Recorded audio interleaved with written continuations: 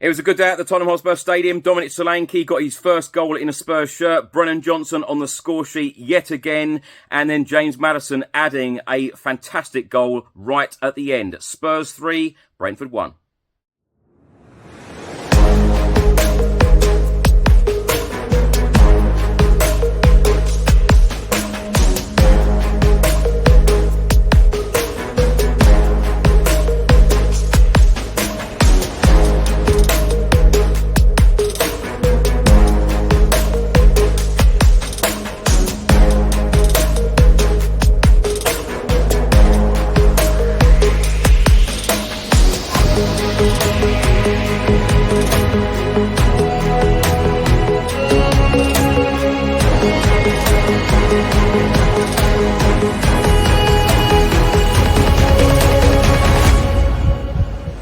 Welcome back to the channel. Hope you're all keeping well. This is another edition of Spurs in the Media, where I'll be going through all of today's newspapers and also looking at all of the player ratings from the game. Tottenham Hotspur 3, Brentford 1. Of course, goals from Dominic Solanke, Brennan Johnson and James Maddison. Inside the Tottenham Hotspur Stadium, the fans were singing. There's only one Brennan Johnson. They were also singing for the support of Ange Postecoglou.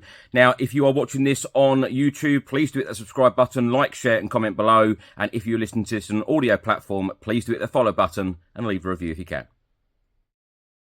So let's start with a report from the Sunday Mirror, and it says here, sting of the bees, anger as keeper's handball goes unpunished. It turns out the solution to Tottenham's Premier League woes was simple. They just like playing at 3 p.m. on a Saturday. Helped by a poor display from the match officials, Spurs successfully squatted Brentford, a side to make it 9 wins from 10 since the start of last season during their favourite kick-off slot. The report then goes on to say, but there is no denying that the Bees had every right to feel aggrieved after Spurs goalkeeper Vicario appeared to handle outside his area in the second half. Now, the match stats, Tottenham Hotspur had 10 shots on target to Brentford 6. Shots off target, Spurs had 3 to Brentford 0. Expected goals, Spurs 3.5 to Brentford's 0.6. Spurs had 9 corners to Brentford's 4. Fouls, Spurs 11, Brentford 9. Offside, Spurs 1, Brentford 2. Yellow cards, Spurs 3, Brentford 2. Red cards 0 apiece. Passing success, Spurs 82% to Brentford's 81%. Tackles, Spurs 17, Brentford 23. Tackles 1, Spurs 71%, Brentford 69%. And possession, Spurs 48%, Brentford 52%. Now, the player ratings from the Sunday Mirror today, they've given Vicario a 6, Pedro Porro a 6, Sub Gray a 6, Romero a 7, Van der Ven an 8. They've also given Van der Ven man of the match. It says here, mighty display at the back. Udogie a 7, Bentancur a 7, Sub Basuma a 6, Maddison a 7, Sub Bergvall a 6, Kulusevski a 6, Johnson a 7, Sub Sar a 6, Heung-min Son and Dominic Solanke both with 7s, and Sub Mikey Moore with a 5. Now for a report from the Sunday Telegraph, and it's got this double-page spread here. Who needs yoga? Maddison calms Tottenham's critics. Now the pictures in this publication are all about James Maddison. The one on the left here is his wonderful chip for Tottenham's 3rd goal. Then it shows Maddison celebrating with his shirt off. And then the next picture shows Maddison putting his shirt back on, receiving a yellow card from the referee, and his teammate Pedro Porro laughing. Now for a report from the Sun newspaper, and they have published this double-page spread here, and it says here, Brenn on the mend. A wonderful picture of Brennan Johnson celebrating Tottenham's 2nd goal, and of course his 2nd of the week, having scored midweek against Coventry as well in the Carabao Cup. It then goes on to say he's Ange's instant hero. Brennan Johnson helped get Ange Postecoglou out of the brown stuff with his belting first half strike. Now, a couple of stats have been published by today's Sun newspaper. Match time, 99 minutes, 13 seconds. The ball was in play for 57 minutes, 16 seconds. James Maddison scored and assisted in a Premier League game for the first time for Tottenham, last doing so in the competition in May 2023 for Leicester against Fulham. Only against Nottingham Forest, 4, has Dominic Solanke scored more Premier League goals than he has against Brentford, 3, with his equaliser, his first goal for Tottenham. And winger Brennan Johnson has now scored in consecutive matches in all competitions for the first time for Tottenham, last doing so for any side in May 2022, a run of 3 with Nottingham Forest. Now for a report from the Mail on Sunday, and they show this wonderful picture of Brennan Johnson scoring Tottenham's second goal. It says here, Maddison sparks Spurs. It also shows this picture of Maddison celebrating Tottenham's third goal of the game. And the player ratings today from the Mail on Sunday: Vicario at 7.5, Pedro Porro a 6, Romero a 7, Van der Ven a 6.5, Udogie a 6, Kulusevski a 6, Bentancur a 7, Sub Basuma a 7, Maddison an 8, Brennan Johnson a 7, Sarr 6.5, of course he was a sub, Solanke a 7, and Heung-min Son a 7. Now for a report from the Sunday Times, and it says here, Brennan Johnson silences his critics and lifts mood for Postecoglou. Ange Postecoglou had prescribed yoga for Tottenham Hotspur's disgruntled fans, and there was so many demons exercised here, it may as well have been a collective retreat. In this report from the Sunday Times, they then go on to say, after 3 games without scoring, Dominic Solanke opened his account. Brennan Johnson then lashed in the second, and then James Maddison added a third for his first goal since March. Even Ange Postecoglou may have been relieved to hear the Spurs supporters singing his name after one win in their first 4 Premier League games meant that some felt their faith wavering. Now, the player ratings today from the Sunday Times, they have given goalkeeper Vicario a 4 out of 10, Pedro Porro a 6, Romero a 6, Van der Ven a 7, Udogie a 7, Kulusevski they have given an 8 out of 10, Bentancur a 7, Sub Basuma a 7, James Maddison an 8, Brennan Johnson an 8, Solanke an 8, and Heung-min Son a 7. And lastly, let's hear from Tottenham Hotspur boss Ange Postecoglou. This is what he had to say in his post-match press conference.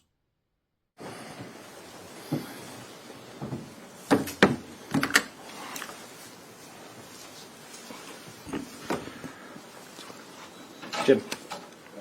Ange, I assume you prefer not to go behind, but what's delighted by the manner in which your team responded to that goal?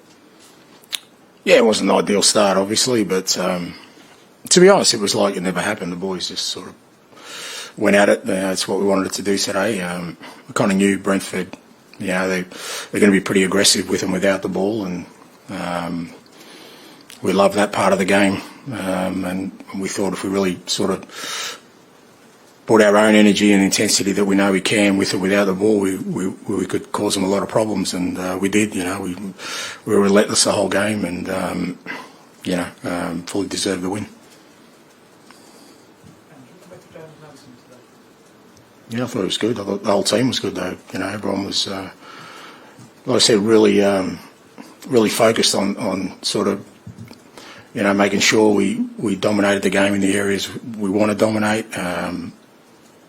We kind of knew they'd try and play out a bit, so that's great for us because it gives us an opportunity to press real hard. And I thought all the midfielders really supported the front 3 well there. And then, they were going to press us when we had the ball. And I thought, again, Vic and the back 4 managed it really well, and midfielders played a key role with that. So I think everyone really contributed to a strong performance. Two important goals in a week for Brennan Johnson. What happened last week? The fans gave him a great reception after he scored. Was pretty pleasing to see. Yeah, I mean, Brenn's had a top week. He scored in the cup to get us through, and scored the winner, and scored a fantastic goal again today to get us ahead, and was a real threat all the way through. And we had a bit of a tough period last week, but sometimes that gives you perspective about what's important. And what's important to Brennan is that he's a much loved teammate. Like I said last week, he works hard every day, and I've got no doubt he'll make a big impact for our club. Does it show a big difference between a match going fan and some of the people we get on social media? Oh, I don't know, Tom. I really don't know. I had my say on sort of social media and all that stuff during the week, but anyone who watches Brennan plays, if they think he doesn't give everything he can every week, and work as hard as he can for the team and how much he cares, I'll be very surprised. But that's to one side. Like I said, for every footballer, you've got to go through difficult moments, and he's held it really well. And like I said, I think it gives you perspective that when the next difficult moment comes, inevitably it always comes. That I'm sure he'll know what's important to him.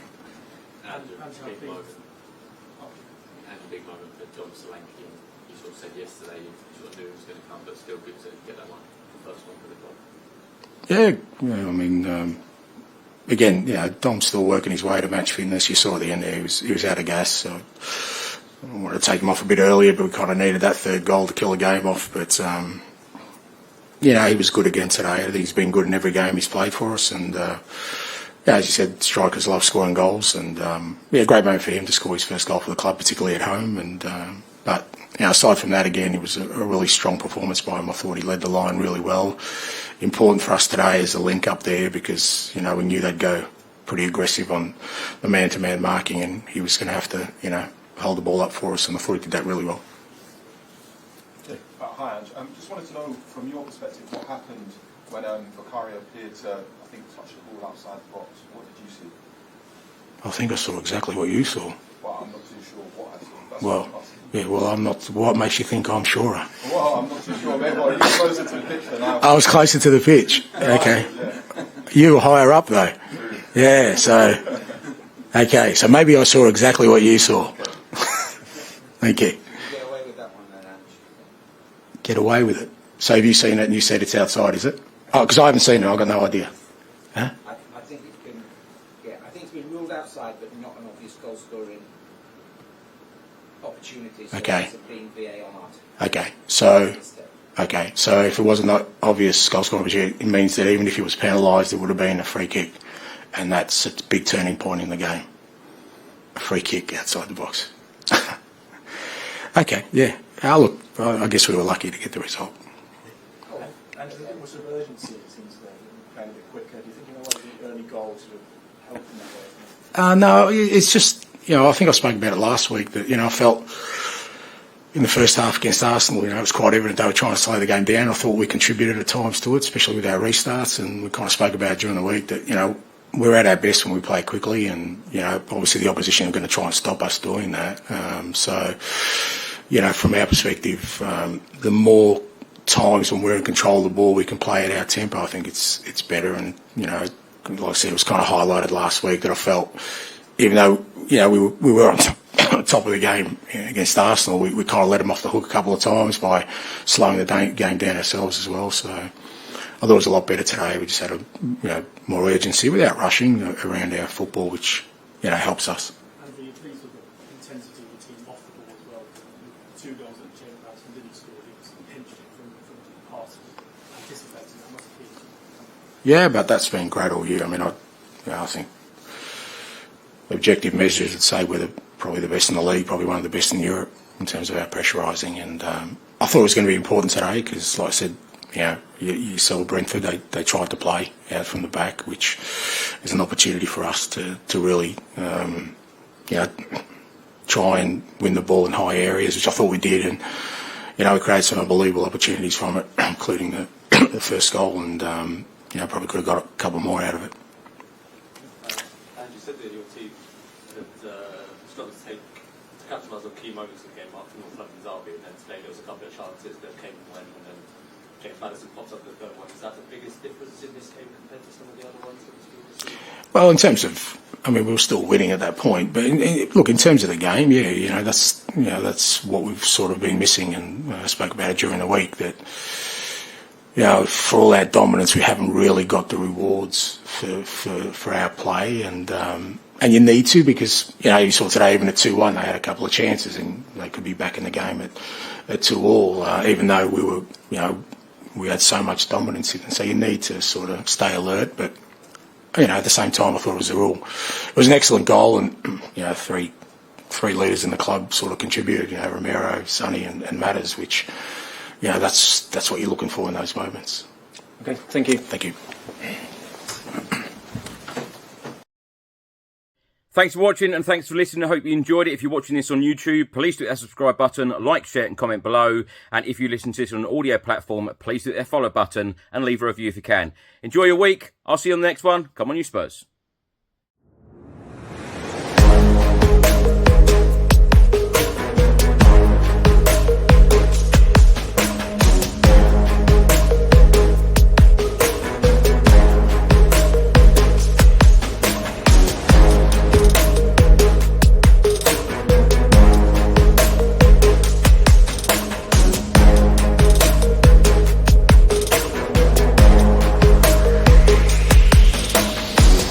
Enquiries.